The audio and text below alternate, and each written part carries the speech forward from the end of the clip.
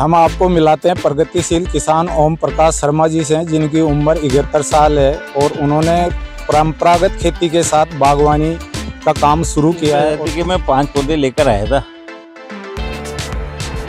फलों का राजा आम, ऐसा ही शायद कोई हो जिसे आम पसंद ना आता हो, लेकिन डायबिटीज से पीड़ित लोगों के लिए आम खाना बहुत मुश्किल हो जाता है। वे आम और उसकी मिठास को पसंद तो करते हैं, लेकिन शुगर के चलते आम नहीं खा सकते।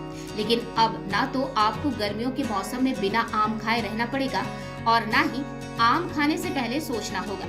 शुगर की तो कोई टेंशन लेने की जरूरत ही नहीं है। जी हाँ, डायबिटीज होने के बाद भी आप अपनी आम खाने की इच्छा पूरी कर सकते हैं, वह भी शुगर फ्री आम खाकर। शुगर फ्री आम, शायद आप सोच रहे होंगे कि क्या राजस्थान में यह आम मिलते हैं?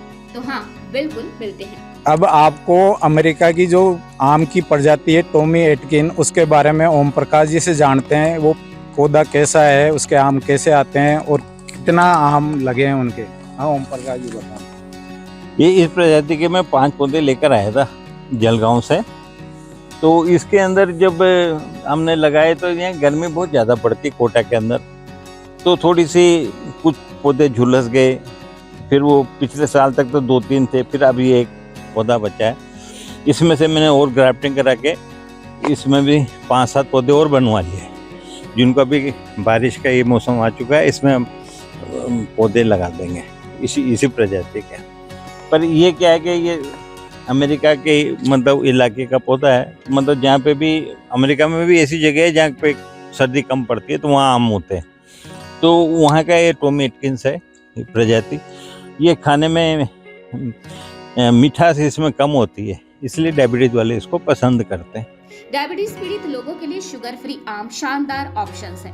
राजस्थान के कोटा में इसकी पैदावार भी हो रही है। लाल रंग के इस आम में मिठास कम होती है, लेकिन स्वाद के मामले में यह आम की दूसरी किस्मों से कम नहीं है। यह आम टॉमी एटकिन्स नाम से जाना जाता है, जो कि एक अमेरिकी प्रजाति है। कोटा के मोतीपुरा गांव में टॉमी एटकिन्स समेत 8 प्रजातियों की खेती रिटायर्ड इंजीनियर ओम प्रकाश शर्मा कर रहे हैं। टॉमी एटकिन्स आम नॉर्मल आम से बड़ा और लाल रंग का होता है। देश में कुछ ही इलाकों में इसकी खेती होती है। भारतीय आमों की किस्मों की तुलना में इस आम में 70% कम मिठास होती है। टॉमी एटकिन्स आम बड़ी किस्मों में से एक है। यह आम रेशेदार होता है। टॉमी एटकिन्स आम आमतौर पर मार्च से जुलाई तक और सितंबर से अक्टूबर तक आते हैं। ग्राफ्टिंग से तैयार किए गए इनके पौधे लेट तक फल देने के लिए जाने जाते हैं।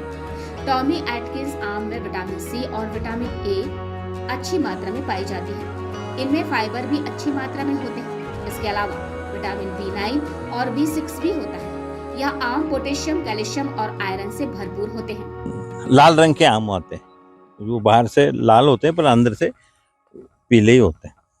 उनका कलर लाल रहता है, बाहर से लाल रहता है, अंदर से पीले रहते हैं, मिठास कम होती है। ओम प्रकाश शर्मा के फार्मा में सिर्फ विदेशी नहीं बल्कि कई और प्रजाति के आम भी हैं।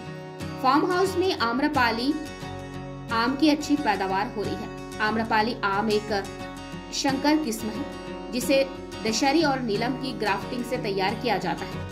दोनों आमों की किस्मों की ग्राफ्टिंग की जाती है। इससे आम्रपाली आम का पौधा तैयार होता है।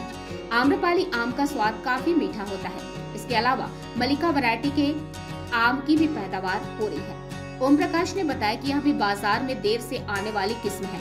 इस किस्म के आम के फल भी सितंबर तक मिलते हैं। इसकी ज्यादा खेती बेंगलुरु में होती है।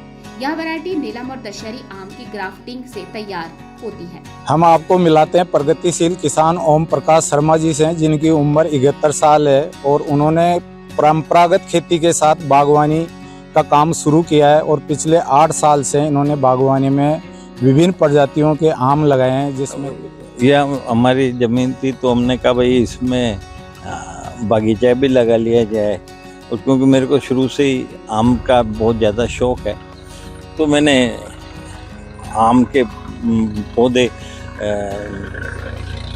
मलिहाबाद से मंगवाए, जो कि मतलब जिनको कि पद्मश्री मिला हुआ मिस्टर अमनतुल्ला खान है, वहाँ से मैं लेकर आया था।